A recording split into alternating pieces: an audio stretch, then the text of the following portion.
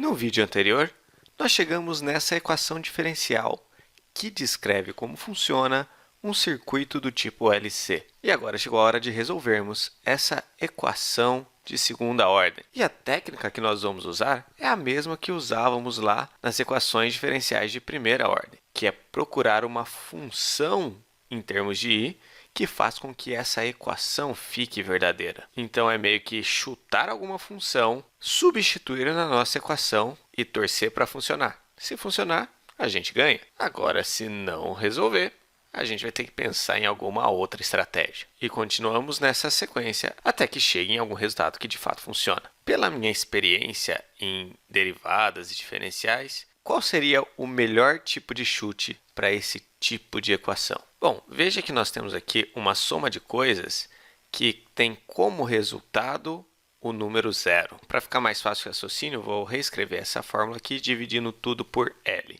Temos d2i dt quadrado mais 1 sobre LC vezes i igual a zero.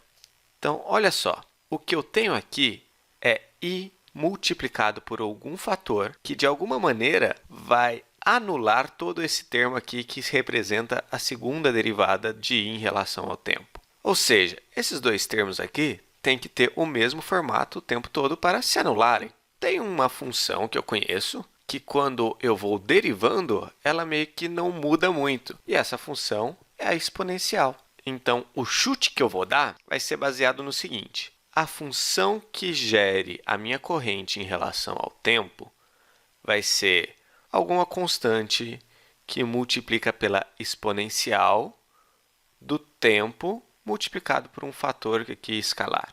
Nisso aqui, o k é um parâmetro que fala para a gente da amplitude.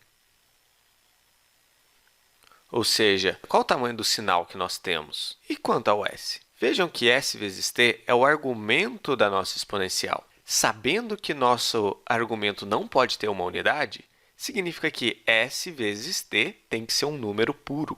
Como t com certeza é tempo, logo o nosso s ele tem que ser alguma coisa do tipo 1 sobre a unidade de tempo que a gente está usando. E quando eu tenho o inverso do tempo, eu estou falando de uma frequência.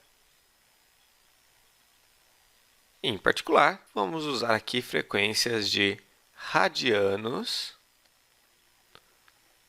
por segundo.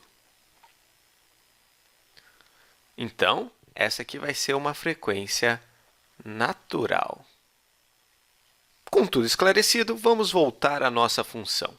Vamos tentar substituir i por aqui e ver se vai funcionar. Então, vamos lá. Para isso, vamos ganhar algum espaço aqui. Substituindo, se eu tenho aqui a segunda derivada de i em relação ao tempo, vamos fazer essa derivada. Para começar, vamos tirar a primeira derivada de i em relação a t. Como i é essa função no nosso chute, vamos fazer a derivada de k vezes e ast em relação ao tempo. O resultado dessa primeira derivada é o seguinte, vai ser k vezes s vezes e elevado a st. Lembra? Regrinha da cadeia aqui.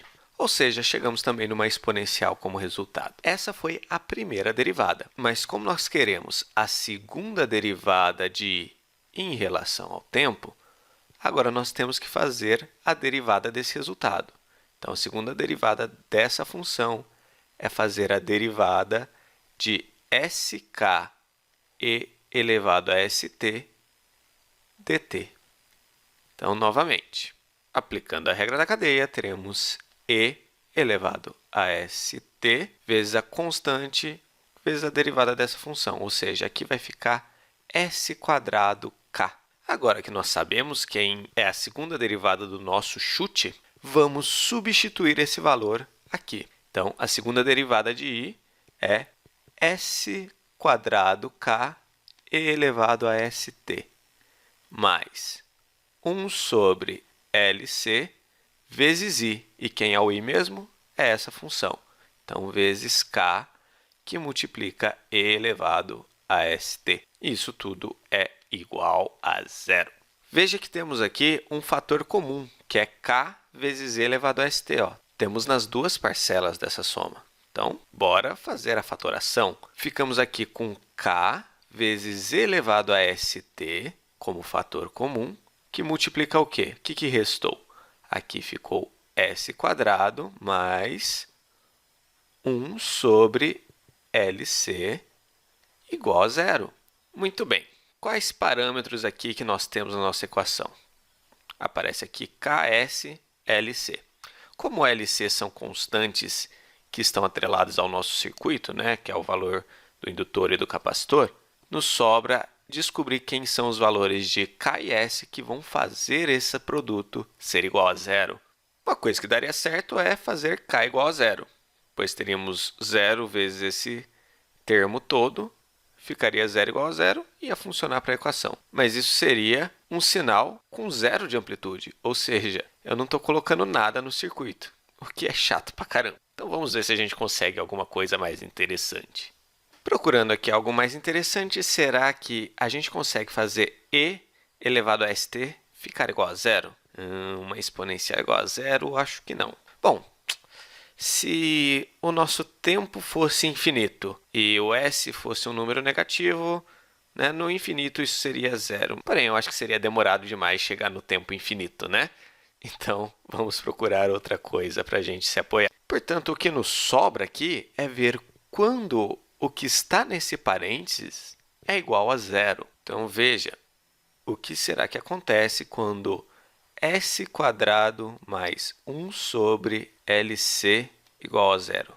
O que podemos fazer para tornar isso igual a zero? Essa aqui é o que a gente chama de equação característica.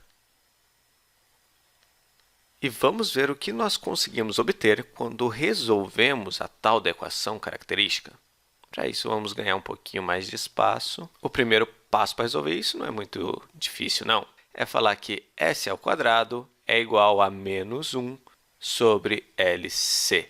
Logo, s vai ser a raiz quadrada de menos 1 sobre LC. Eita, olha o que apareceu aqui. Estamos aí com uma raiz quadrada de um número negativo. E aí, o que vai acontecer? O que vai acontecer é que nós teremos como resultado um número imaginário. Podemos reescrever isso aqui como a raiz quadrada de menos 1 vezes a raiz quadrada de 1 sobre LC. E isso aqui vai dar para mim dois resultados. O primeiro eu vou chamar de S1, que vai ser J. Lembra que J é como nós, engenheiros eletricistas, falamos da unidade imaginária? Então, J refere-se à raiz quadrada de menos 1. Logo, S1 é J vezes raiz de 1 sobre LC.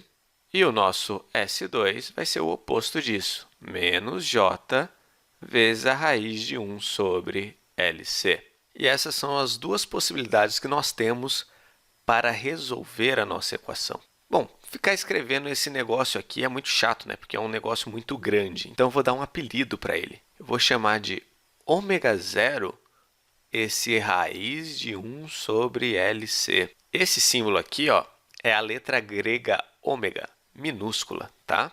Se quisermos falar da maiúscula, a maiúscula é essa aqui, que a gente usa lá para o ohms. A minúscula, geralmente, a gente usa para falar dessa coisinha aqui, raiz de 1 sobre LC. Então, veja como isso aqui vai ajudar a gente a economizar um pouquinho de grafite. O nosso S1 vou chamar de J ω0 e o S2 vai ficar como menos J ω0. Ok? Vamos usar essa notação daqui para frente, mas lembre-se que é apenas uma substituição. Estamos usando o ω0 ao invés de escrever tudo isso. Veja bem, nós temos aqui duas raízes que podem fazer nossa equação diferencial zerar. Mas eu não sei qual que vai servir. Pode ser uma, pode ser a outra, pode ser as duas ou até uma sobreposição delas. Por isso aqui eu vou fazer uma sobreposição e combinar essas raízes para ver se é uma proposta válida de solução. Começando aqui, I igual a uma constante K1 vezes E elevado a S1 vezes T. mais K2 vezes E elevado a um S2 vezes T. Substituindo o S pelas soluções que nós temos aqui, eu diria que I é igual a K1 vezes E elevado a J ômega 0 T mais K2 vezes menos J ômega 0 T. E essa aqui é a nossa proposta de solução para a nossa equação. Muito bem, encontramos aí os valores de S para a nossa proposta de solução. Agora, nós temos que trabalhar no K. E no próximo vídeo, nós vamos usar as condições iniciais para tentar descobrir os valores para K que funcionarão na nossa equação. Até a próxima!